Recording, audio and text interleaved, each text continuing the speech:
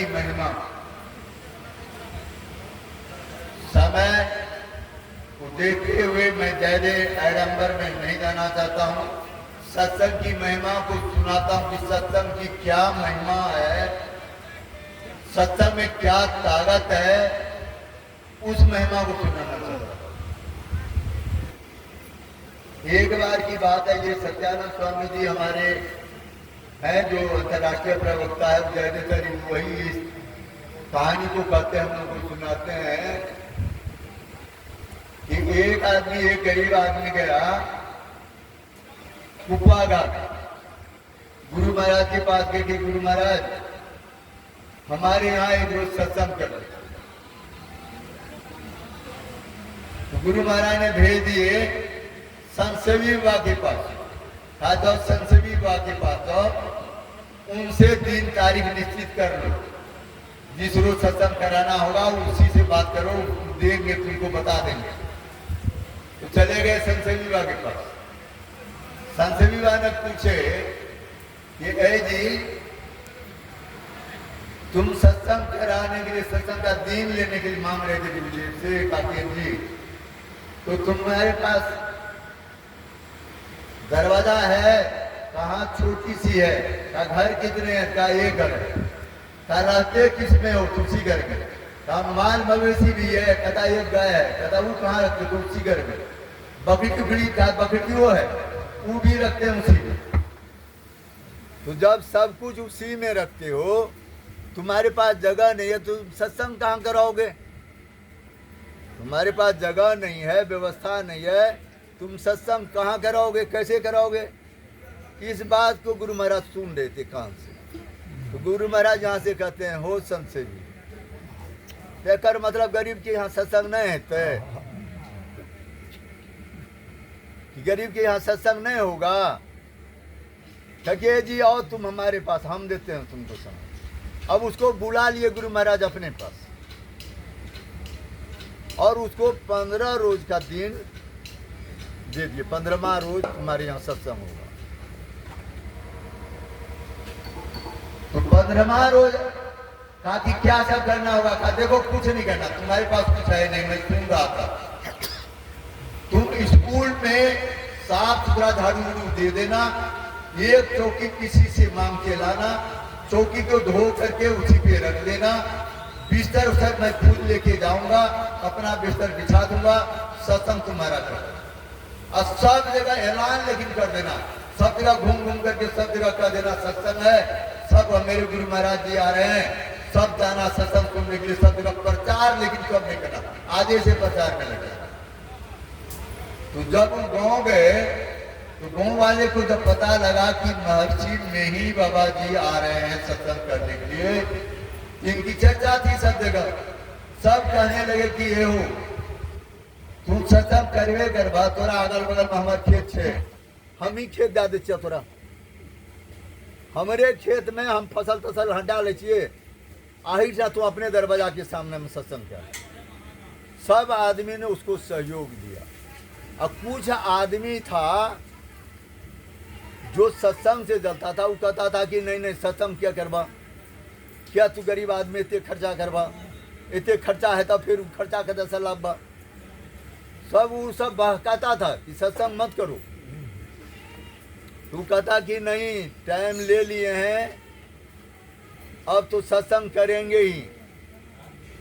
तो सत्संग उन लोगों ने दिया, जगह जिसका अगल बगल में जमीन था उन्होंने दे दिया, पता यहीं पे सत्संग होने दो, दरवाजे पर ही।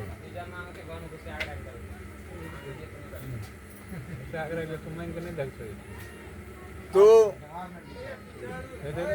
एक मिनट आप लोग शांत, श्री सदगुरु महाराज की जय।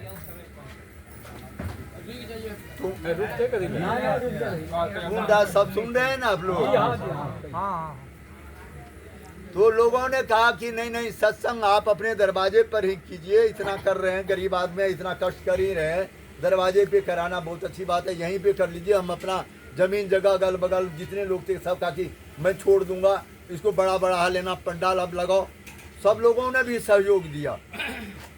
अब पंडाल लगाना, एक पाली का सत्संग था, समझ रहे हैं। एक पाली का सत्संग था अपराहन काल का,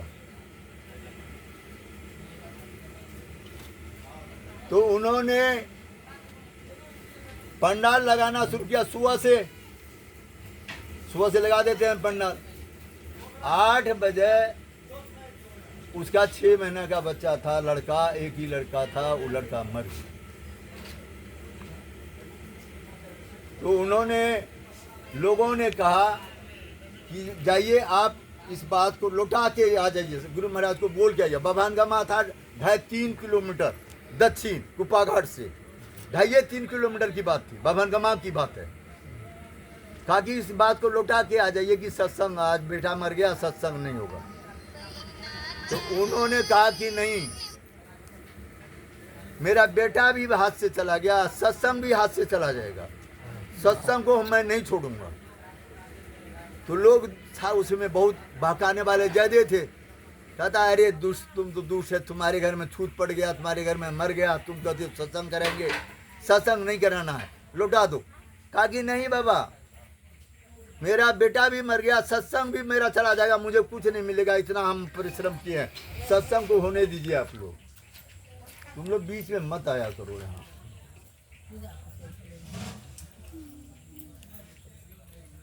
कहा सत्संग को मत रुकिए, मेरा सत्संग होने दीजिए। तो कहा चलो तुम्हारी मर्जी है। तो सत्संग अब दोपहर के बाद होता, लगाया, चौकी की दिया। तो गुरु महाराज बाद में आए, संसवी विवाह कुछ लोगों को लेकर के, साधु संतों को लेकर के आए, बिछावन उछावन अपना लेके आए थे, चादर उधर बिछा दिए और उसमें बैठ करके कुछ देर बैठे। उसके बाद गुरु महाराज आए, कथा की हो शुरू कराया। उन्होंने स्तुति शुरू किया, और स्तुति हुई। स्तुति के बाद संत स्तुति, गुरु विनती होने के बाद ध्यान किए वो लोग। ध्यान के बाद गुरु महाराज ने प्रवचन किए। प्रवचन खत्म किए 5 बजे, और सामने में बैठा हुआ था, उसका नाम था बाल मुकुंद, जो बबन का जिसका लड़का मरा था, उस सत्संगी था बाल मुकुंद। तो सामने में बैठा हुआ कहता कि जी सत्संग समाप्त हो गया, आरती भी, पहली आरती हो गया, तुलसी साहब की आरती हो गई, और गुरु महाराज की छोटी आरती बची है। तब उसको देखा, सामने में बैठा हुआ था बाल। कहे जी तुम तो लगता है एकदम मनहूस की तरह बैठे हुए हो, जैसे तुम्हारा खर्चा बर्चा जैसे हो गया, तुम मनहूस की तरह बैठे हुए, जैसे लगता है तुम्हारा बेटा मर गया हो, ऐसे तुम्हारा चेहरा लगता है। सब लोगों ने कहा हाँ हुजूर कर सही में बेटा मर गए। अब सब हाथ उठा दिया, हुजूर सही में कर बेटा 8 बजे मर गए। सब कहने लगा कि हाँ हुजूर कर बेटा 8 बजे मर गए। कहा जी, जी अब बेटा है ना जी, रखना चाहिए।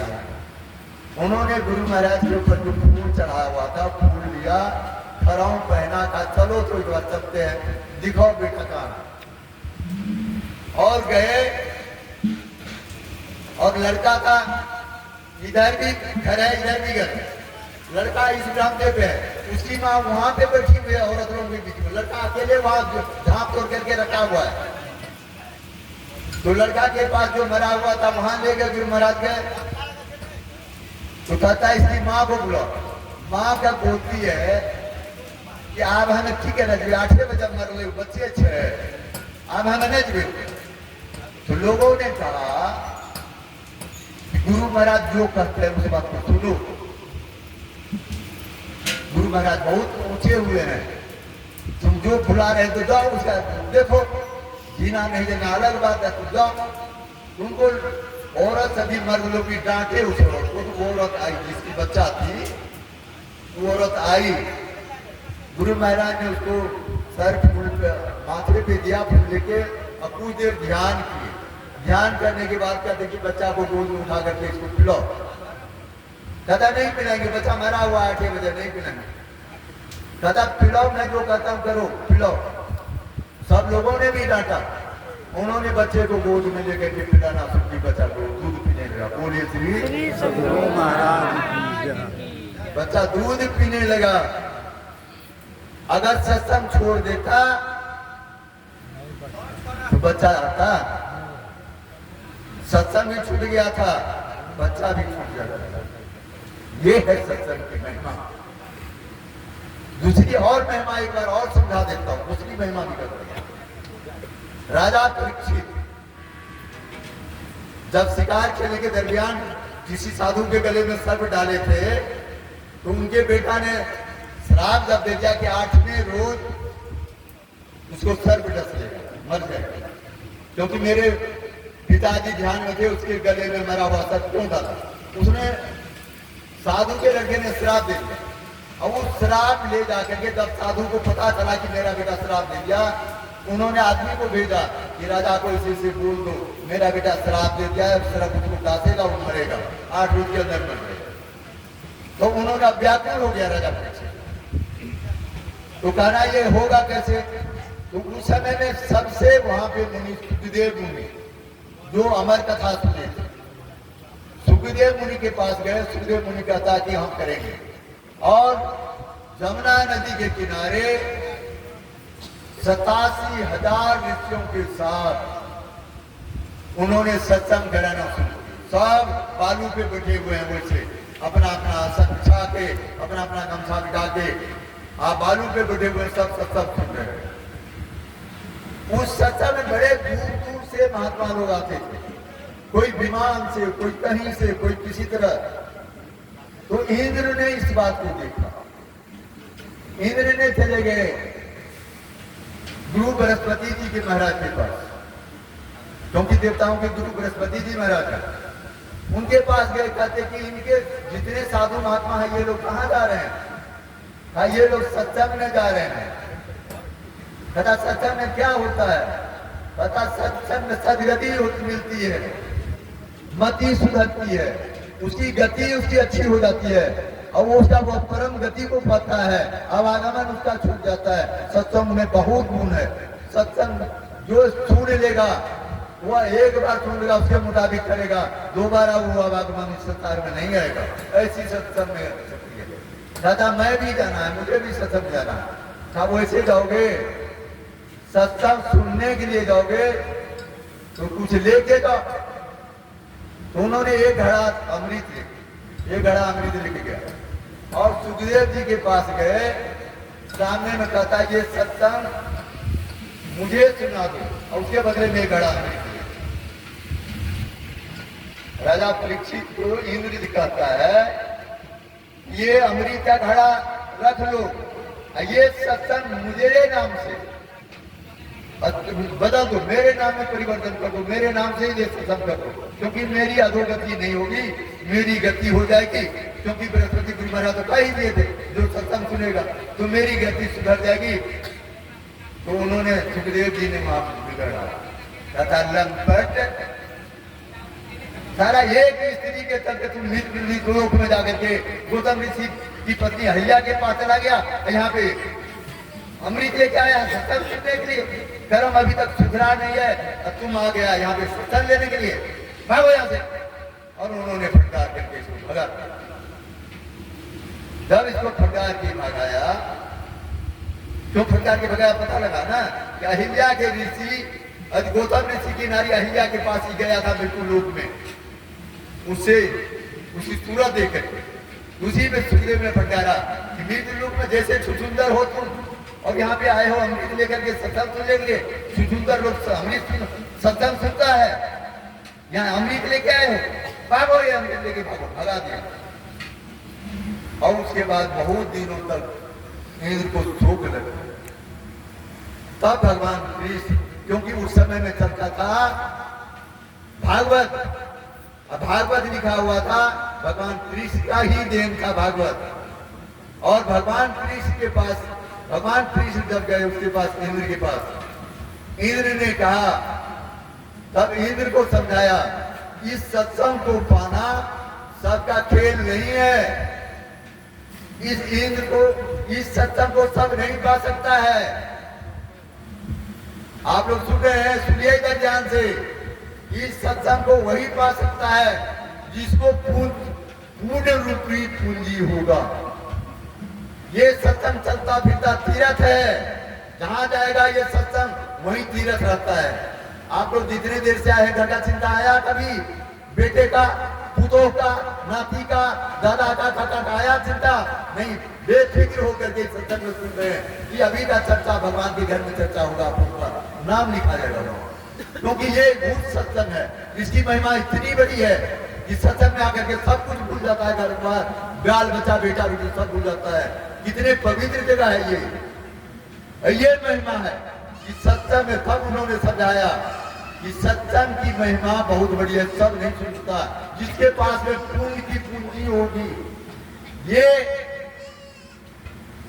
ये साग आलू बैगन बेचने का हाट नहीं है, ये हीरा जवाहरों की दुकान है। यहाँ बेशकीमती दुकान है, और जिसके पास पूंजी होगा वही इस दुकान में आएगा खरीदने के लिए सत्संग रूपी ज्ञान को।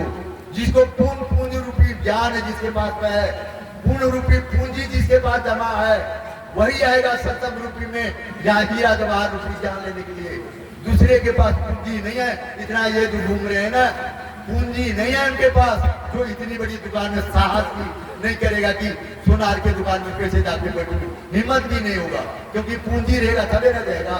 सोनार की दुकान, हीरा जवाहर की दुकान, उनके पास पूंजी नहीं है। ये आप लोगों की अहोभाग है, आप लोगों के पास पूंजी है, परमात्मा की दी हुई आपकी कमाई पुण्य की पूंजी है, इसलिए आप लोगों को सत्संग मिलता है और सत्संग में आप लोग आते हैं। जिसके पास पूंजी नहीं होगा, लाख समझाओ उसको खेत में, वो नहीं आएगा।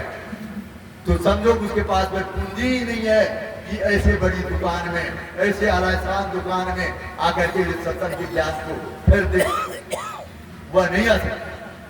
यह है सत्संग की महिमा। और जिन्होंने सत्संग की महिमा को जान लिया, जिन्होंने इस महिमा को जान लिया, वो सत्संग नहीं छोड़ता है, सत्संग रूपी नाव पे बैठा रहेगा। आज नाव चले, कल चले, 2 रोज के बाद चले, 2 साल के बाद चले, भवसागर पार करेगा ही। नाव पे बैठे हुए हैं, नाव खुलेगी, नाव पार करेगी। इसलिए वो इसके सत्संग रूपी नाव को न छोड़े, सत्संग रूपी नाव पे हम लोग बैठे रहे, सत्संग रूपी नाव पे पकड़े रहेंगे, जकड़ के रहेंगे। यहाँ साधु संतों की यहाँ पे ज्ञान है, इस ज्ञान पर हम चलते रहेंगे। तो क्या पढ़े थे शुरू में, समझहि जन मुदित मन, जो इसको सुनेंगे आनंद मन से, मुदित मन से जो इसको सुनेगा, समझेगा, अपने हृदय में धारण करेगा, उसके मुताबिक चलेगा, उसके लिए बेतरनी पार ही पार है, वो बेतरनी पार कर जाएगा।